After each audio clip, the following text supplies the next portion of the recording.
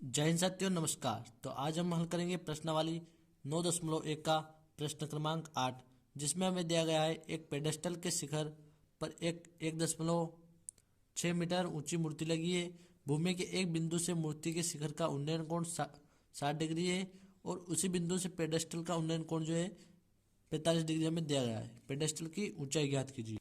तो इसको जो हम चित्र के माध्यम से समझते हैं, यहाँ में कहा एक पेडेस्टल के शिखर पर 1.6 मीटर ऊंची मूर्ति लगी है। यानी हम मान लेते हैं ये जो है यहाँ से भूमि से यहाँ तक जो है एक पेडेस्टल है और इसके ऊपर जो है ये मूर्ति लगी हुई है 1.6 मीटर की, ये वाली। अब हम देखते हैं आगे, भूमि के एक बिंदु से मूर्ति के शिखर का उन्नयन कोण। यानी भूमि का कोई बिंदु हम ये मान लेते हैं, यहाँ से मूर्ति का जो शिखर है यहाँ पर, यहाँ जो इसका शिखर का उन्नयन कोण हमें 60 डिग्री जो इसने दिया है। तो यहाँ हम लिखेंगे ये वाला जो कोण हमें 60 डिग्री दिया इसने, तो यहाँ हम लिखेंगे 60 डिग्री।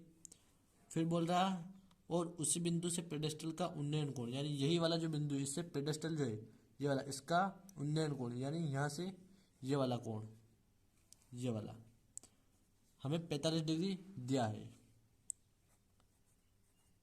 तो इसने बोला पेडेस्टल की ऊंचाई ज्ञात कीजिए। सबसे पहले यहाँ पर जो है हम पेडेस्टल की जो ऊंचाई हम मान लेते हैं, यानी इसको हम मान लेते हैं ये जो है 8 मीटर है। यहाँ से यहाँ तक पेडेस्टल जो इसकी ऊंचाई है 8 मीटर। और यहाँ पर जो है आधार है इसको हम मान लेंगे x। और यहाँ पर हम इसको नाम दे देते हैं r, यहाँ पर p और q, और इसको हम नाम दे देते हैं s। तो पेडेस्टल है हमारे पास पी क्यू 8 मीटर हमने माना, और क्यू एस जो है आधार जिसको हमने माना 100 मीटर, और मूर्ति की ऊंचाई हमें दी गई है 1.6 मीटर।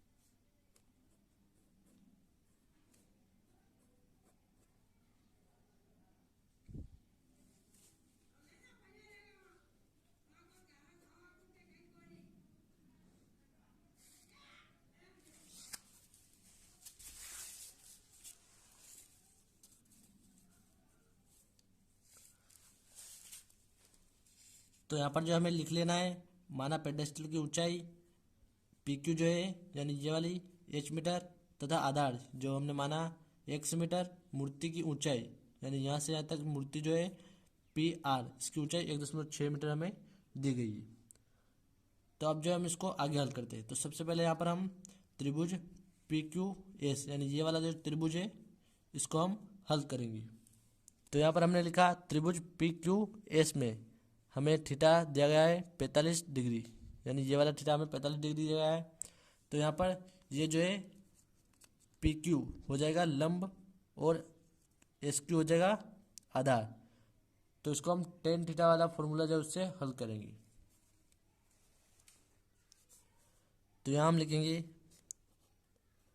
टेन थीटा बराबर लंब बटा आधार। लंब है पी क्यू, तो यहाँ हम लिखेंगे पी क्यू और उसके बटे में एस क्यू जो कि है आधार। इसका अब हम मान रख देते हैं यहाँ पर। टेन थीटा में दिया गया है 45 डिग्री, तो यहाँ हम लिखेंगे टेन 45 डिग्री बराबर पी क्यू जो कि हमने माना है एच, तो यहाँ हम लिखेंगे एच और इसके बटे में एस क्यू हमने माना एक्स, तो यहाँ हम लिख देंगे एक्स। तो यहाँ पर 45 डिग्री का जो मान होता है टेन 45 डिग्री वो होता है हमारे पास एक, तो यहाँ हम लिखेंगे एक बराबर एच बटा एक्स। तो यहाँ पर जो अब हम एक्स जो है एच के बटे में इसको बराबर से इधर भेज देंगे, तो एक के गुणे में जाएगा, तो एक का अगर गुणा एक्स में करेंगे तो हमें एक से ही प्राप्त होगा। तो यहाँ हम लिखेंगे एक्स बराबर एच, ये इसको हम समीकरण एक मान लेते हैं। एक से हमें क्या प्राप्त हुआ यहाँ पर, एक से हमें एच प्राप्त हुआ, इसको हम समीकरण एक नाम दे देते।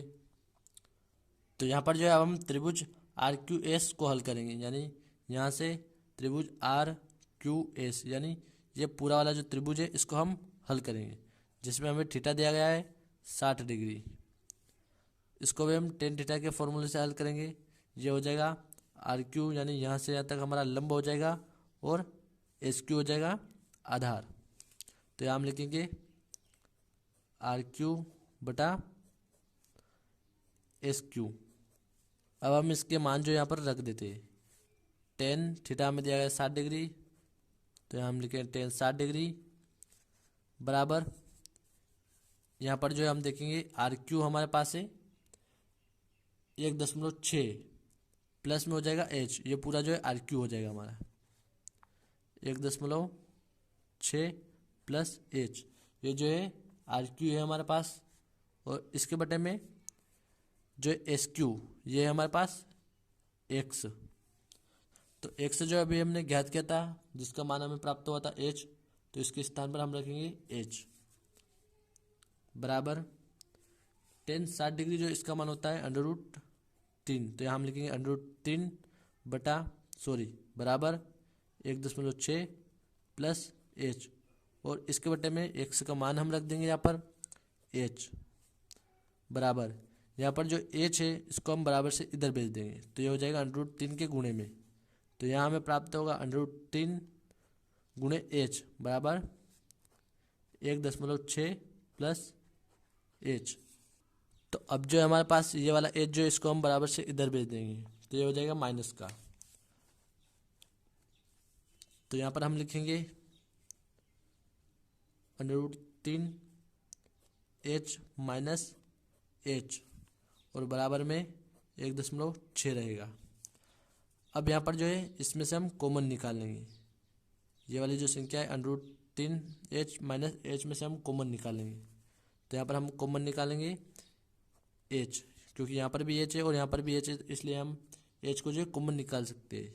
और ब्रैकेट के अंदर बचा √3 माइनस यहाँ से एच निकल जाएगा बाहर, तो बचेगा 1 माइनस 1 बराबर में 1.6 हम लिखेंगे। उसके बाद यहाँ पर जो है √3 माइनस 1 जो है इसको हम बराबर से इधर भेज देंगे, तो ये इसके बटे में चला जाएगा। तो यहाँ पर हम लिखेंगे h बराबर 1.6 बटा √3 माइनस 1।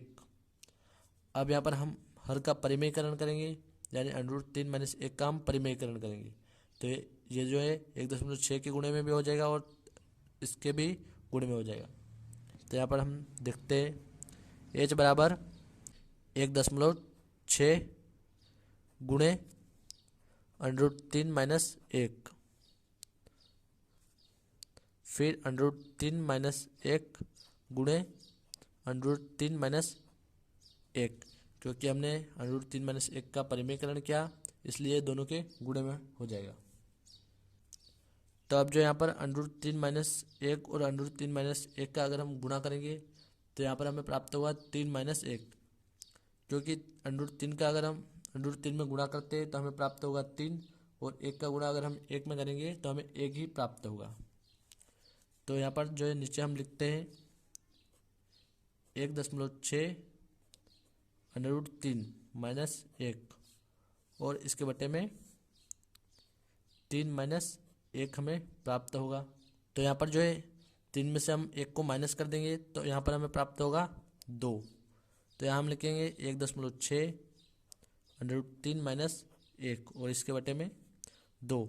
और यहाँ पर 2 से हम 1.6 को अगर काट देते हैं तो यहाँ हमें प्राप्त होगा 0.8। तो यहाँ पर हम लिखेंगे अब